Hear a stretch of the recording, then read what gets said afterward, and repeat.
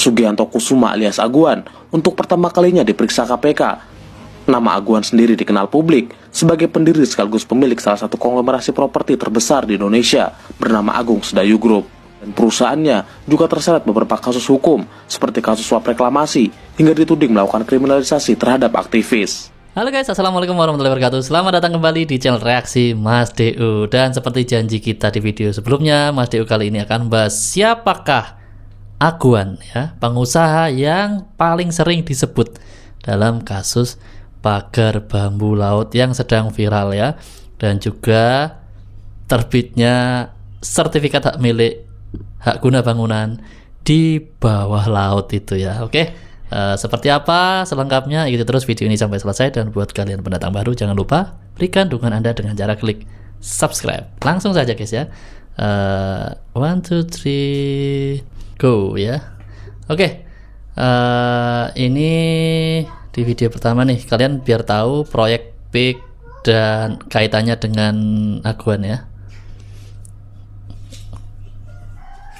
Ini kan yang lagi viral sekarang, PIK 2. Kabarnya biaya pembangunannya diperkirakan mencapai 40 triliun rupiah. 40 triliun. Oke, buat yang belum tahu, PIK 2 atau Pantai Indah Kapuk 2 adalah kawasan properti perumahan elit yang bernuansa Tiongkok China dan letaknya ada di Tangerang. Dan yang membangun PIK 2 ini adalah kolaborasi perusahaan besar milik dua tokoh dari Sembilan Naga, yaitu Aguan dan Antoni Salim. Nah, saat pemerintahan Pak Jokowi, PIK 2 ini juga ditetapkan sebagai proyek strategis nasional atau PSN. Artinya pemerintah juga terlibat. Jadi PIK 2 ini selain dibangun properti, rencananya juga akan dibangun beberapa objek wisata, mulai dari lapangan golf, wisata mangrove, hotel, restoran, sampai dengan sirkuit internasional. Harapannya ke depan akan membuka banyak lapangan pekerjaan, mendatangkan wisatawan, menarik para investor, dan yang pasti menjadi pendapatan pemerintah lewat pajak. Lalu menurut beberapa sumber yang aku temukan, pembangunan PIK 2 ini diperlukan biaya investasi mencapai 40 triliun rupiah dan kemungkinan akan selesai pada tahun 2060 nanti. Iya, 40 triliun, ya. Perusahaan milik konglomerat Sugianto Kusuma atau Aguan, Agung Sedayu Group, ngaku bahwa ada anak usahanya PT Intan Agung Makmur, PT Cai Inti Sentosa, punya sertifikat hak guna bangunan di pagar laut yang ada di Tangerang, Banten. Tapi lewat kuasa hukumnya, ia bantah kepemilikan seluruh pagar laut yang panjangnya 30,16 km. Ia cuma bilang ada dua di Desa Kohot yang terletak di Kecamatan Paku Haji. Sebelumnya, ada pernyataan dari Menteri ATR BPN bahwa penerbitan SHGB dan SHM pagar laut di Tangerang itu cacat prosedural, cacat material, sehingga otomatis batal demi hukum, dicabut. Ya. Jumlahnya ada sekitar 266 bidang. Apakah termasuk dengan yang dimiliki oleh sang konglomerat? Oke, lanjut guys, ya. Para pengusaha yang sering disebut bagian dari Sembilan Naga adalah Robert Budi Hartono, pemilik grup Jarum, Rusdi Kirana, pemilik grup Lion Air, Edwin Suryajaya, petinggi grup Astra, Sofyan Wanandi, pemilik grup Santini, Jacob Sutoyo, petinggi grup Desit, James Riyadi, petinggi grup Lipo, lalu ada Antoni Salim, petinggi grup Salim, Dato Sri Tahir, pendiri grup Mayapada, serta dua pengusaha yang juga disebut bagian dari Geng 9, yakni Aguan, pendiri grup Agung Sedayu, dan Tommy Winata, pendiri grup Artagraha. Anggota Gang of Nine. Sosok pertama adalah Aguan. Pemilik raksasa properti Agung Sedayu ini disebut-sebut sebagai Godfather, alias sosok yang paling dianggap senior di Geng 9. Bidang bisnis Aguan kini terentang dari properti sampai perhotelan. Tapi di luar bisnis itu, Aguan pernah merambah sektor otomotif dan perbankan. Pengusaha minyak, gas bumi, dan pertambangan Edi Yosvi dalam laporan Tempo edisi 16 Februari 2015 bercerita, Aguan juga pernah menggandeng perusahaan asal Korea Selatan untuk berbisnis mobil. Kongsi antara Aguan dan produsen otomotif Korea Selatan, Kia, membuat mobil Kia Carnival dan Carens bisa mengaspal di Indonesia. Adapun masuknya Aguan ke bidang perbankan dilatari hubungannya dengan Taipan Tommy Winata. Aguan kini tercatat sebagai wakil komisaris utama Bank Artagraha, salah satu unit bisnis Tommy. Pekan lalu, 8 Desember 2024, Tempo menerbitkan edisi berjudul Aguan Bicara yang isinya menceritakan kiprah pengusaha kelahiran Palembang yang kini berusia 73 tahun itu. Di edisi ini, Aguan berbicara soal keterlibatannya dalam berbagai proyek pemerintah, seperti pembangunan ibu kota Nusantara, proyek 3 juta rumah, dan yang sedang hangat dibicarakan, proyek Pantai Indah Kapuk II, yang salah satu wilayahnya menjadi lokasi proyek strategis nasional.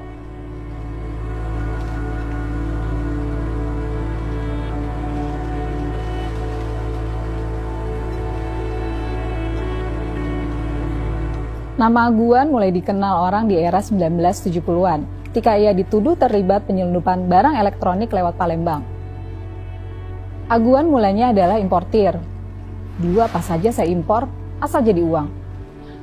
Ujarnya dalam wawancara dengan Tempo pada 26 November 2024. Dulu importer ya, dan pernah bermasalah juga ternyata ya. Di era 1990-an, bisnis properti Aguan mulai moncer ketika ia berkongsi bersama konglomerat Trihatma Kusuma Haliman, pemilik Agung Podomoro Group. Mereka menggarap proyek properti seperti kawasan Kelapa Gading dan Mangga 2 Square. Dalam sebuah wawancara pada 2016, Trihatma menyebut Aguan sebagai mitra bisnis terbaiknya. "He's my best partner," kata Trihatma.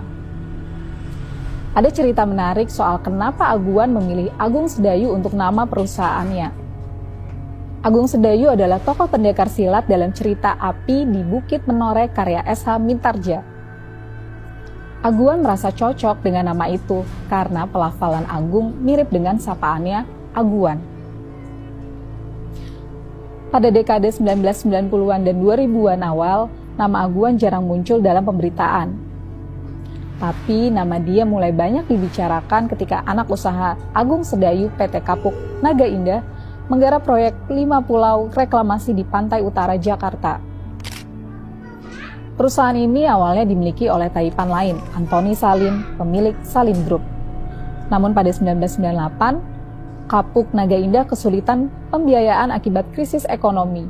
Salim lalu mengajak Aguan menanamkan modal di Kapuk Naga Indah. Sampai akhirnya mengambil alih saham mayoritas perusahaan itu. Dalam proyek reklamasi, selain kontroversi pendirian bangunan, nama wakil ketua Yayasan Buddha Suci Indonesia ini juga sempat terseret dalam kasus suap reklamasi pada 2016. Dalam laporan Tempo berjudul 3 Relasi Suap Reklamasi yang terbit pada 11 April 2016, Aguan disebut membicarakan kewajiban pengembang membayar kontribusi tambahan 15% dengan Suni Tanuwijaya, anggota staf Gubernur DKI Jakarta saat itu Basuki Cahayapurnama alias Ahok. Aguan disebut meminta kontribusi tambahan itu diturunkan menjadi 5%. Gara-gara perkara ini, Aguan sempat dicegah berpergian ke luar negeri. 2016 guys ya. Di era pemerintahan Jokowi, terutama di periode keduanya, nama Aguan kembali mencuat karena ia menggelontorkan banyak investasi di proyek pembangunan ibu kota Nusantara. Di proyek ini, Aguan menghimpun banyak pengusaha tanah air dan membentuk konsorsium Nusantara. Bersama para pengusaha, Aguan membangun sejumlah proyek seperti Hotel Bintang 5, Swisstel Nusantara, Botanical Garden, dan beberapa rencana proyek lain seperti mall dan kawasan komersil lainnya. Aguan menjelaskan, ia mau berinvestasi di KN karena merupakan perintah Presiden. Kami mesti menjaga wajah Presiden. Kami mesti menghadapi investor luar negeri. Kami diminta mengerjakan dalam 9 bulan dan proyeknya harus jadi.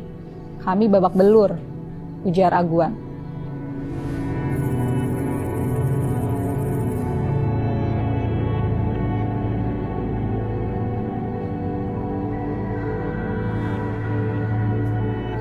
Peran besar Aguan di IKN inilah yang kemudian ditengarai membuat pemerintah akhirnya memberikan status proyek strategis nasional buat salah satu kawasan di Pantai Indah Kapuk II, salah satu proyek ambisius Aguan di Pantai Utara, Tangerang. Belakangan, kawasan ini dianggap bermasalah oleh Kementerian Agraria dan Tata Ruang. karena belum memenuhi sejumlah ketentuan dan dibangun di kawasan hutan lindung. Dalam wawancara dengan Tempo, Aguan mengatakan bahwa pemberian status PSN untuk proyek Pantai Indah Kapuk II tidak ada kaitannya dengan investasi di IKN. Lalu status itu juga tak diberikan untuk seluruh kawasan di Pantai Indah Kapuk II, melainkan hanya di area yang masih berstatus tanah pemerintah. Saya tidak bekerja di IKN, lalu baru menggarap PIK. Jangan asal bunyi, kata Aguan.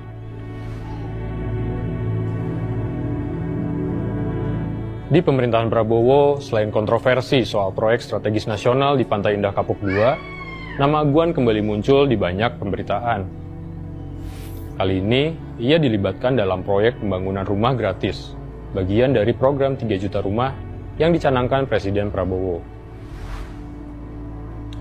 Pada November lalu, Aguan menghadiri peletakan batu pertama proyek pembangunan 250 unit rumah gratis di Teluk Naga, Tangerang. Ia menjadi sponsor utama proyek yang dibangun di atas lahan milik Menteri Perumahan dan Kawasan Permukiman Marwarar Sirait. Marwarar juga ikut tergabung dalam konsorsium Nusantara yang berinvestasi di IKN. Keterlibatan Aguan dalam proyek penyediaan 3 juta rumah masuk skema pembiayaan kreatif dan alternatif, yaitu tanggung jawab sosial perusahaan. Dana untuk membangun rumah murah itu berasal dari perusahaan Aguan, PT Pantai Indah Kapuk II Tbk atau PANI. Jumlah totalnya mencapai 60 miliar rupiah. Aguan mengaku menyorongkan diri untuk berkontribusi dalam program 3 juta rumah itu. Dia mengklaim punya pengalaman ketika menyediakan hunian gratis melalui Yayasan Buddha Suci Indonesia. Kerja seperti ini buat kami tidak asing. 10 tahun lalu sudah kami jalani, kata Aguan. Bersama Yayasan Buddha Suci, Aguan memang telah mendirikan beberapa rumah susun. Salah satunya, Rumah Susun Cinta Kasih Suci di Muara Angke, Jakarta Utara. Lalu, benarkah Aguan adalah godfather dari Geng 9 yang kemudian juga disebut-sebut sebagai kelompok 9 naga? Nama Aguan dikaitkan dengan kelompok ini karena relasinya dengan Tommy Winata. Tapi Aguan berkilah. Dia bukan bagian dari 9 naga. Kami ini cuma cacing, ujarnya.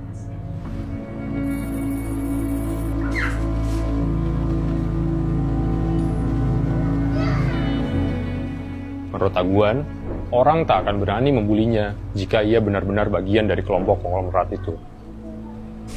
Komentar Tommy Winata mirip ketika ditanyai tentang 9 naga dalam wawancara dengan Tempo pada 7 September 2023. Saya tak pernah terpikir, mungkin salah satu cacing, kata bos Artagraha Group itu. Adapun dalam wawancara dengan Tempo pada 99, Tommy Winata pernah menyebut Aguan adalah mentor bisnisnya. Pak Aguan adalah senior saya. Beberapa keputusan bisnis penting selalu saya konsultasikan kepadanya, kata Tommy. Para pengusaha... Ya, ini dari akun TikTok Waras Nalar ya. Cerita tentang 9 naga dan fokusnya ke Pak Aguan ya. Pengusaha yang sudah begitu sukses ya, yang tentu saja ya, yang aktor di balik Pantai Indah Kapuk ya. Proyek ada 2, sekarang yang kedua ya. Yang pertama udah ada. Jadi PIK 2 ini yang dikait-kaitkan dengan pagar bambu itu ya. Oke, lanjut ya.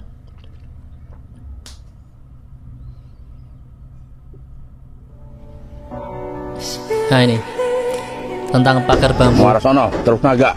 Iya. Oh, jadi pengedaman ini yang nyurah Agung Sedayu ini. Oh, jadi ini Pulau Cangkir mau didam nih. Enggak, maksudnya buat enggak didam pakai batu enggak. Iya, maksudnya dipakai itu gitu. Iya. Baru-baru ini beredar, Wak, sebuah unggahan video yang bernarasikan sejumlah pekerja itu tengah sibuk mempersiapkan ribuan bambu yang rencananya akan dilakukan pengedaman laut yang berlokasi di Pulau Cangkir, Banten. Dalam video tersebut terlihat aktivitas sejumlah pekerja yang sibuk menyortir ribuan bambu yang tergeletak di tanah. Di mana saat ditanyai oleh warga, pekerja ini mengatakan pekerjaan pengendaman laut ini atas perintah dari perusahaan Agung Sedayu Group. Para pekerja ini pun tidak mengetahui pasti untuk apa pengendaman laut di Pulau Cangkir ini. Mereka hanya disuruh bekerja, sedangkan untuk segala urusan seperti perizinan dan lain sebagainya, mereka tidak tahu, yang semua diduga sudah atas perintah dari perusahaan Agung Sedayu Group. Sebagai informasi tambahan nih, Wak, Pulau Cangkir yang berada di Banten ini merupakan salah satu pulau yang menjadi objek wisata religi. Selain itu, pulau ini juga menjadi tempat beragam jenis ikan yang diolah dan disantap langsung oleh pengunjung sambil menikmati keindahan alam yang cukup mempesona di sana. Namun, apakah semua hal itu akan hilang jika semua sudah ada campur tangan pihak oligarki di sana? Apalagi ini sudah berani mengedam alias memagari laut di Pulau Cangkir yang kepentingannya juga untuk apa? Apakah pulau ini sudah menjadi milik perusahaan? Lalu siapa yang menjualnya? Dan ini yang menjadi pertanyaan besar kita, Wak. Sudah separah itukah negara kita memberikan izin reklamasi ke pihak perusahaan tanpa memikirkan dampaknya di kemudian hari? Nah, gimana nih pendapat kalian nih, Wak? Silakan ya tulis komentar di bawah ya. Ya, itu ya. Jadi jauh sebelumnya itu memang sudah ada tanda-tanda yang tidak beres ya. Jadi memang proyek PIK itu kan nggak sampai pesisir ya, tapi nyatanya ada sertifikat ya, baru-baru ini aja baru ditemukan itu ya, baru diketahui ya. Oke, kalau sertifikat hak milik dan HGB itu udah nggak bisa mengelak lagi ya, karena terbukti kan itu ada dua perusahaan yang sebagian besar memilikinya ya. Dan juga masih anak perusahaan dari ini ya, Agung Sedayu ya. Jadi kalau dibilang ada kaitannya dengan Aguan ya pasti ya. Walaupun sebelum-sebelumnya banyak dibantah ya, banyak dibantah, dan nggak tahu yang bantah itu apakah orang-orangnya Aguan atau gimana, atau sekedar konten kreator. Kita tahu kan ya, banyak sekali konten-konten di TikTok waktu awal-awal itu seolah-olah membantah ya, itu hanya swadaya masyarakat, itu budidaya kerang ya. Ya, di video kali ini sekaligus bukti ya bahwa ini orang yang yang pekerja ini ya, pekerjanya yang membawa bambu itu bilang kalau ini disuruh Agung Sedayu Group ya. Jadi, nah ini gimana nih ya? Kalian tulis di kolom komentar ya. Kalau soal SHM dan SHGB kan nggak bisa bantah, tuh udah ada nama perusahaannya. Kalau pagar laut ini masih belum ada yang ngaku nih. Aduh, oke, lanjut guys.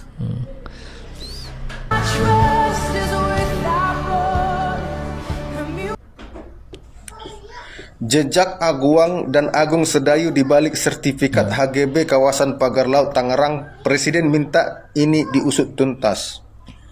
Jadi ada pengakuan bahwasanya laut itu sudah dibuat sertifikatnya yang di pagar itu. Jadi kan benar dugaanku bahwa tujuan pagar itu adalah untuk membuat itu jadi darat. Pelan-pelan. Aduh. Jadi sebenarnya kenapa pemerintah dan aparat di Indonesia ini semakin merajalela? Karena rakyat diam. Ketika mereka nanti melakukan kesalahan, mencoba-coba bermain nakal dari level yang rendah, cek ombak. Apakah rakyat marah? Dicoba, enggak marah, diam. Dinaikkan level lagi, apakah masyarakat marah, rakyat marah? Dicoba, nggak diam. Dijual yang ini, nggak protes. Mahasiswa diam, rakyat diam. Sehingga pejabat-pejabat di negeri ini bekerja sama dengan penegak hukum, bermain semakin besar, semakin menjadi-jadi karena kita diam. Jadi begini masyarakat Indonesia, harus seperti apa kelakuan mereka sehingga kita sadar bahwa kita sudah benar-benar diinjak-injak. Harus seperti apa? Seperti ini belum sadar kalian. Kalian jangan mengharap mahasiswa. Mahasiswa itu brengsek itu. Mahasiswa itu brengsek. Penipu semua itu, penipu. Mahasiswa itu penipu itu. Ya. Kalau yang berhubungan dengan politik mereka demo, yang berhubungan dengan bisnis dan kecurangan aparat, pejabat dan pengusaha di Indonesia ini mereka diam. Tapi yang berhubungan politik pasti mereka demo. Karena apa? Ada yang bayar mereka untuk tujuan politik. Kalau untuk yang merugikan negara dan merugikan masyarakat, kan tidak ada yang bayar mereka. Nggak mungkin masyarakat membayar mereka. Tapi kalau mereka demo, ketika mereka mendapat bayaran dari orang-orang tertentu, mereka selalu mengatasnamakan rakyat. Rakyat yang mana? Jadi kalau memang kita rakyat Indonesia bergerak, walaupun kita di penjara 1000 orang, nggak mungkin kalah kita. Walaupun kita harus mati 100 orang, tapi setidaknya 270 juta penduduk Indonesia merdeka. Nenek moyang kita dulu mati. Puluhan ribu nenek moyang kita mati demi kata merdeka. Masa kita hanya menyelamatkan apa yang mereka raih dulu dari Jepang dan Belanda tidak bisa kita selamatkan, tidak bisa kita jaga. 270 juta kita nggak bisa menjaga apa yang sudah diperjuangkan oleh nenek moyang kita. Kalau aku harus mati, aku memilih mati. Ya, ini dari Jejak akun TikTok Polsek Tanah Longsor ya. Kalian bisa ikuti di TikTok. Beliau ini sering sekali mengkritik, khususnya mengkritik Polri ya, Kepolisian Republik Indonesia ya. Oke, apakah masih ada lagi? Guys, kita memulai perbincangan ini kaitannya dengan tanah di Tangerang ya guys ya. Ini tentang status tanah ya. Kita breakdown satu-satu. Nah, saya akan spill dulu. Ini ya guys ya. Pertama, sertifikat itu berbunyi hak guna bangunan yang terletak di Kamal Muara. Nama pemegang hak adalah PT Kapuk Niaga Indah berkedudukan di Kota Administratif Jakarta Utara. Kejanggalan ini menarik lain ya. apa? Ayo kita naikkan lagi. Kejanggalannya. Letak tanah di pulau, ya Pulau D. Jadi ini sudah dirancang lama ini. Pulau D itu dulu yang oleh Anies ditutup ini. Makanya orang-orang ini anti sama Anies. Lalu guys, kejanggalan lain, setiap tanah itu pasti punya asal usul ya. Nah, asal usul itu ada 3.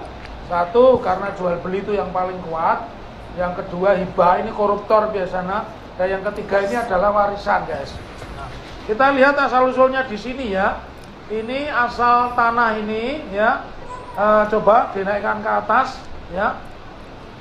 Ternyata guys, ini kalau kita lihat dasar pendaftaran tanah. Jadi orang memiliki tanah status apapun itu pasti didaftarkan. Kita lihat ya, daftar pendaftaran tanah, daftar isiannya ini kosong ya guys ya. Tetapi di sini ada dasarnya cuma 1. Surat Kakan Pertanahan Kota Administratif Jakarta Utara 23 Agustus 2017 ya. Terus besoknya langsung terbit sertifikat. Jadi hari ini didaftarkan, besok terbit ya guysnya. Jadi kalau kita lihat kejanggalan-kejanggalannya banyak. Naik lagi kita lihat luasnya. Cuman 1 hari terbit guys. Surat ini diukur jadi 23 didaftarkan, 23 diukur, 24 sudah jadi. Ini super kilat ya guys. Nah ini kalau lihat luasnya guys, 3.120.000 km persegi.